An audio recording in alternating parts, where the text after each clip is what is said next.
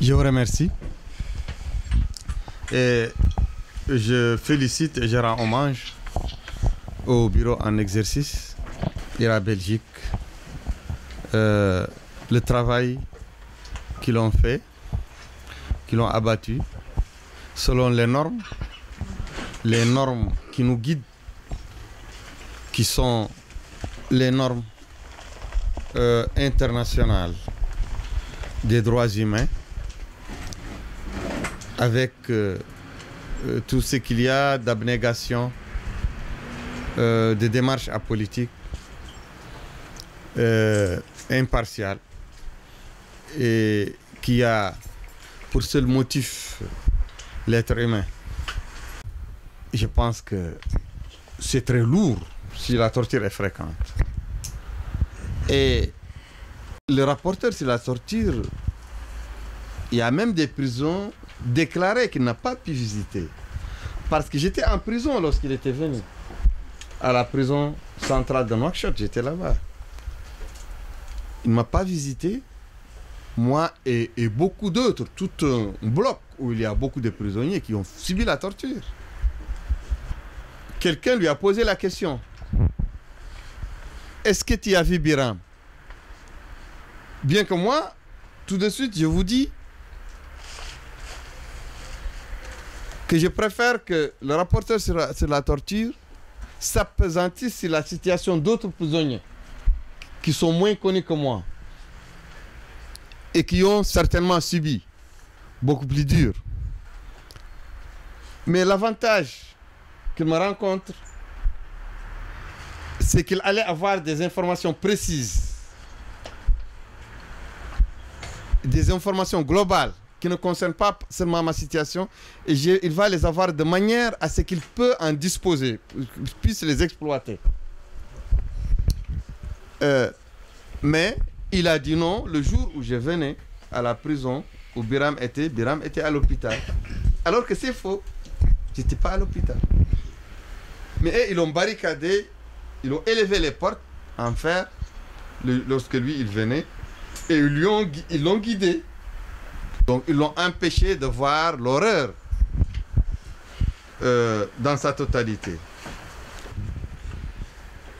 À chaque fois que les autorités mauritaniennes adoptent une loi onusienne ou des recommandations de l'ONU sur un domaine de droit, c'est qu'ils vont sévir.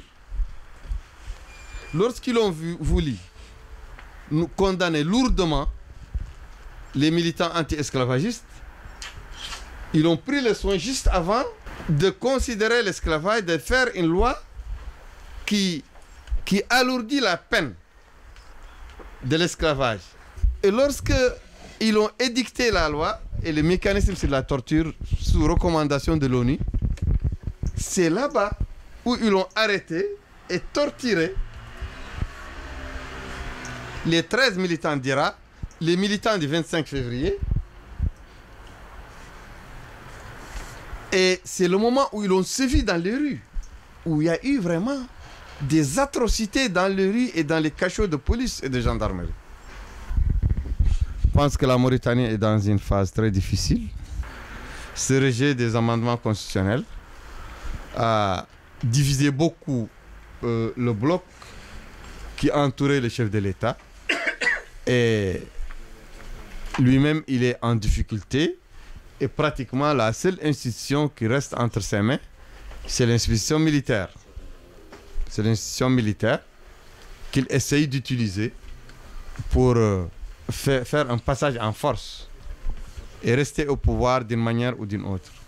L'emprisonnement des 13 militants, leur torture et la répression violente et systématique qui a été appliquée comme régime à toutes les manifestations de notre organisation.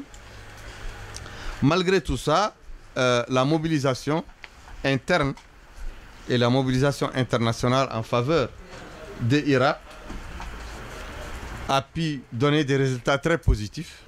On pense que la mobilisation doit continuer pour tirer ces Moussa Bilal Biram et Abdallah Ma'atallah Salik de la prison de Bir Mougrain.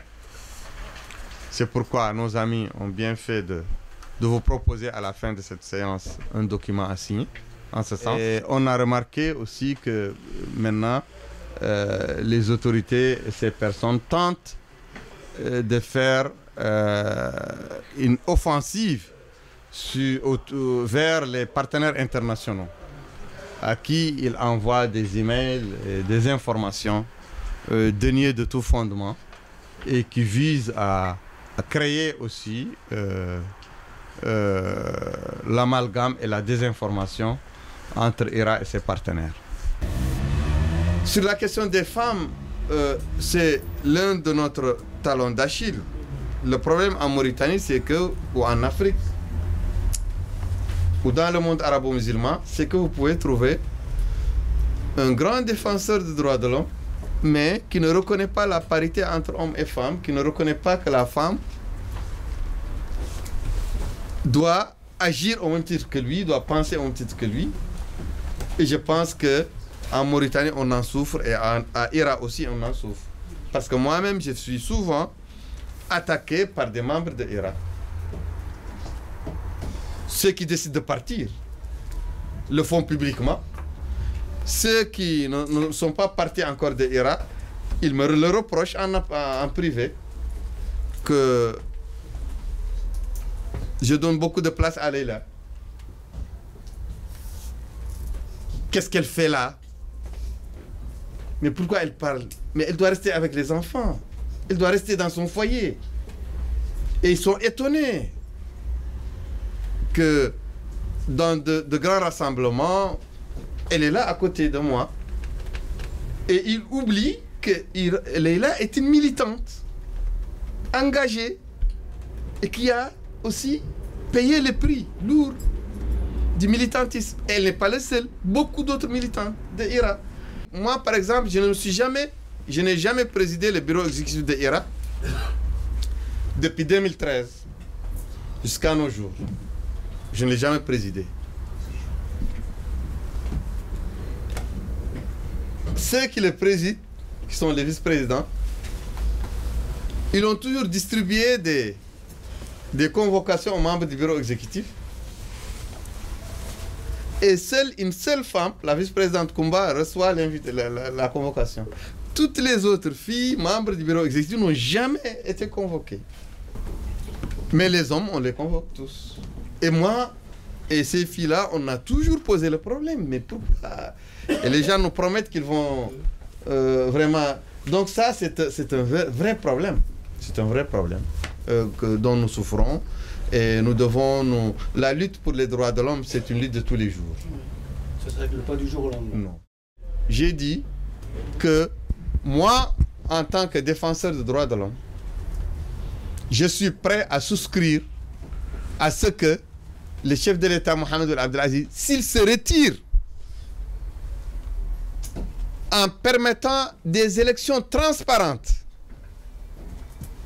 régulières, et une démocratisation de la Mauritanie, moi, je suis pour faire un deal avec lui pour qu'il ne soit pas poursuivi. Parce que ça va nous épargner les bains de sang, ça va raccourcir le chemin et ça va nous permettre de trouver l'avènement de la démocratie, de l'état de droit, sans effusion de sang. C'était ça le sens de mes propos. C'est nous, à Irak, qui ont ouvert les chemins de Inal, de Sorimale et de Ouchi. Et on a fait la caravane de la vallée. Donaï et les autres villages, Peul ou Poularofon, qui ont perdu leurs terres, perdu tout et perdu même là où enterrer leurs morts. C'est nous. J'ai fait 2 ans de prison à cause de ça. Je pense aussi que le recensement injuste à caractère racial et qui projette les Noirs de Mauritanie dans la situation d'apatride, je pense que nous nous battons contre ce recensement avec nos partenaires et sur le terrain. Nous nous battons aussi pour l'expropriation foncière, dont sont victimes des personnes qui ne sont pas esclaves. Ma satisfaction morale est placée dans le soutien aux plus humbles jusqu'à la fin de ma vie. Je pense que je ne suis pas le seul. Il y a autour de moi ici beaucoup de gens qui sont dans cette logique et ailleurs encore en Mauritanie. Je pense qu'il faut s'adonner à la lutte. Il faut que vous-même, vous venez, vous tous, vous dites que ce combat est conforme à vos valeurs, à vos idées, à votre engagement. Engagez-vous. Et soyez à côté de moi, à côté de Marivonne, à côté de Claudio et des autres, à côté des gens qui sont en Nouakchott, qui sont un peu partout, qui se battent. Et quand quelqu'un débarque du navire, que ce soit moi ou quelqu'un d'autre, vous tenez bien le navire. Ce pouvoir a décidé, parce que c'est un pouvoir afrophobe, négrophobe, un pouvoir qui a décidé d'éliminer une grande partie de la population noire de Mauritanie, dénégrifier la Mauritanie, épurer la Mauritanie des Noirs, mais surtout épurer les Peuls, les Poulards, qui sont l'élément le plus émancipé, qui sont les plus instruits, et qui ont le plus la capacité de concurrencer, de compétir avec les cadres et l'élite Maure. L'élite Maure a voulu éliminer les Poulards. Ça ne s'appelle pas événement 89. Ça, c'est cacher la réalité.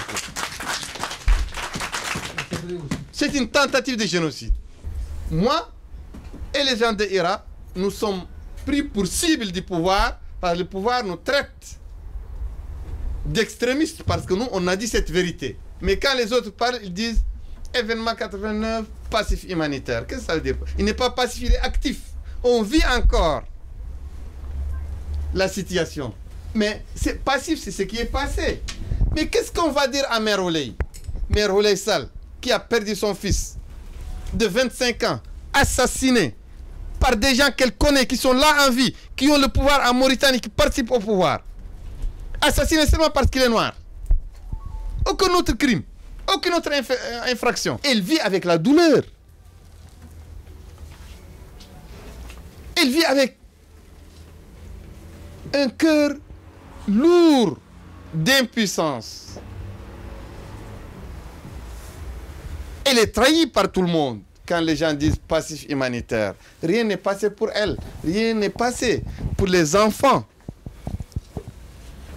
des 28 soldats, officiers, sous-officiers qui ont été pendus, égorgés à Inal pour fêter l'indépendance, comme des moutons. Non, ce n'est pas passé ça. Ce n'est pas un passif humanitaire. Ce ne sont pas des événements de 89. Ce ne sont pas des événements entre le Sénégal et le Mali. C'est des événements entre les Mauritaniens et les Mauritaniens. C'est des événements entre les racistes mauritaniens et les victimes de racisme mauritanien. Et les Haratines. Ils sont utilisés par les maîtres pour faire la cuisine, pour faire des enfants, pour porter ce qui est lourd, pour travailler dur, et ils sont aussi utilisés pour tuer, pour vous tuer, pour me tuer, pour m'insulter. Ce sont des haratines qui sont utilisés par le pouvoir pour m'insulter, pour dire que je mens, pour dire que je suis un traître, pour dire que je suis un imposteur, un arriviste. Lorsqu'on partait à Inal, en 2011, pour prier sur les martyrs à Inal, il y avait 450 personnes, dont plus de 350 sont des haratines.